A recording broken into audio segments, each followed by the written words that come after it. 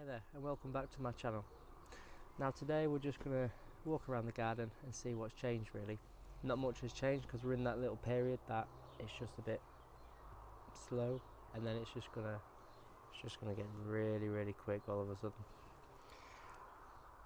Just been harvesting some radishes. I mean I've just done a little video about how much I've just saved, £25.80 in 30 days. I mean, if you can't be proud of that, I don't know what you can be proud of, because that is just, it's ridiculous really. Being self-sufficient is a great life skill, but also a great lifestyle. Some people, it's just not for them. I get it, everybody's different, but there's just something about growing your own food, canning. So instead of going to the store and actually, like say for instance, we're growing beans, black beans, you would dry them and can them. So instead of going to the store and buying canned beans, what's already cooked, you do it yourself. You just have to have a canner and some knowledge, which is relatively easy once you get going. It's a bit overwhelming at first, but you get used to it. Where we've got the radishes right now, which I'm in the process of processing, we've got the potatoes. The potatoes are coming up relatively quickly. These are the purple potatoes, but if you can see, there is potatoes popping up everywhere. In no time at all, really. No time at all. The purple ones was quite slow because I didn't chip them, but the red ones I bought from Riverford, from down south, which is they're organic potatoes, the red potatoes. Now I didn't realise red potatoes are a lower yield, but we like them, so it doesn't matter. So we've got red potatoes in this one and purple, and I'll show you on the way. We've got another bed of potatoes too. In this bed here, I've just ripped out the radishes, so as you can see, there's not actually that much space to grow radishes for that much money.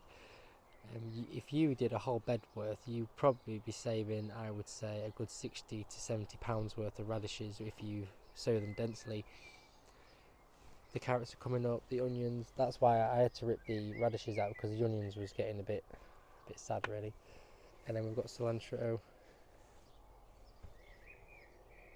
Now, there is a big controversy about cilantro. There's a lot of people that like them, there's a lot of people that don't like them. Like it tastes like soap to some people. To us it does, but a little bit doesn't hurt, only a little. And in the bed behind the potatoes, we've got 3 chili plants with some marigold. These have come up relatively good. Now I don't top them or anything, I just let them do their thing, because if you can see, I don't know if you can see, but this plant has grown better not being topped than actually topping it. The tomatoes are looking mad. In this video, when we go into the greenhouse, you will see the difference between these were planted at the same time. You'll see the difference within the tomatoes. These are only 2 foot, the ones in the greenhouse are 4 foot. In a month, that's all. The greenhouse, even though it's expensive, you don't have to buy an expensive greenhouse. The onions are coming up very good. The reason why I've actually planted them dense is because when they get to a salad onion or a spring onion, I will be thinning in between, which is a brilliant way to make use of your space. I've just seen this now. I wondered why my dahlias were dying. I don't know if you can see, but that is a load of aphids. Now with aphids, we struggle, especially last year, with black aphids on the basil plants. So we've grown, like, as you'll see soon, we've grown quite a lot of basil plants, just in case. So we've got this bed here, like I was saying, we've got some more potatoes. These are red potatoes, red skinned potatoes. These are a bit more waxy, which is a brilliant way to cook roast potatoes. Now the peas are coming up. Well, they've come up. The turnips have come up. The turnips are dense because you can actually multi-sow turnips, so that's fine. I will be trellising these in about a week. Let them grow up about 4 inches, and then I'll trellis them. Look at that sunflower. It's just starting to head up as well.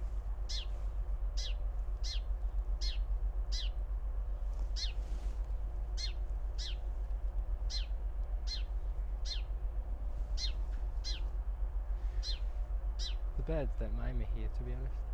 There's a nest in there. Most of the fencing is meshed. The one near the hedge isn't, so just in case the babies want to come in and feel safe around the garden, they can go underneath the tomatoes. They can do what they want. They're starting to rip up things, but I'm not too bothered really. They're not doing that much damage. The pigeons are.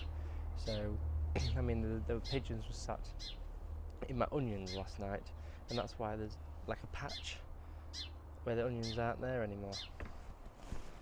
It's quite annoying, but you could sit somewhere else. In this bed we've got carrots, we've got 4 rows. Oh, these are doing brilliant. I don't know if they're starting to...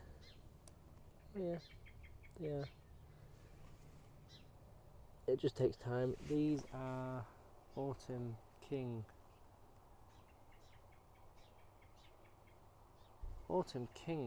carrots, I think. So they're a main crop carrots, so they will take a good 3 months, maybe 4 months, it depends on the weather, but I'm hoping they don't bolt, because last year they went to seed because it was too warm. Been going through them. I mean, look at that. That is mad. And that's just one, that's 2. Nasturtium into the greenhouse. If you follow my videos, you'll know that this has been changed. The tomatoes were overcrowding because the tomatoes was here and then the chilies was here, so I moved them all around. I don't really prune tomatoes because I like it to be a jungle, but I'll show you some updates. That's where the basil is. So we've got purple basil, parsley and normal sweet basil, but the tomatoes are starting to fruit.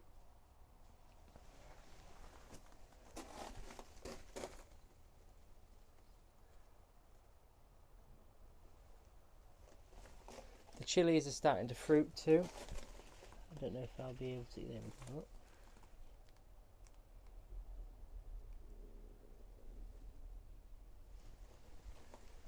I mean, it's just bonkers at this time of year.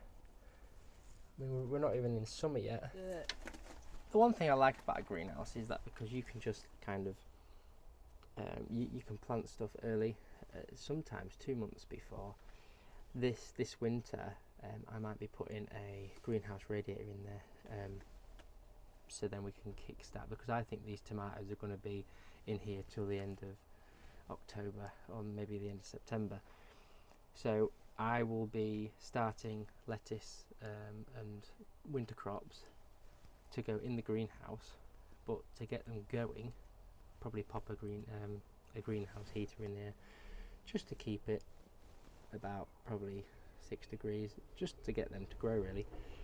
So then through the winter, obviously then the heater won't be on, but then through the winter we can pick nice greens, kales, lettuces. I'm going to hopefully have potatoes and carrots still in the beds, so I can just pick them when I want to. That's my plan, but it depends if it works. Thank you very much for watching my channel. It does mean it means the world to me. Trying to start this up, I never would have thought I'd be doing this really. If you did like this video, please give it a like, and if you are new, please consider subscribing. Thank you very much, and I'll see you on the next video.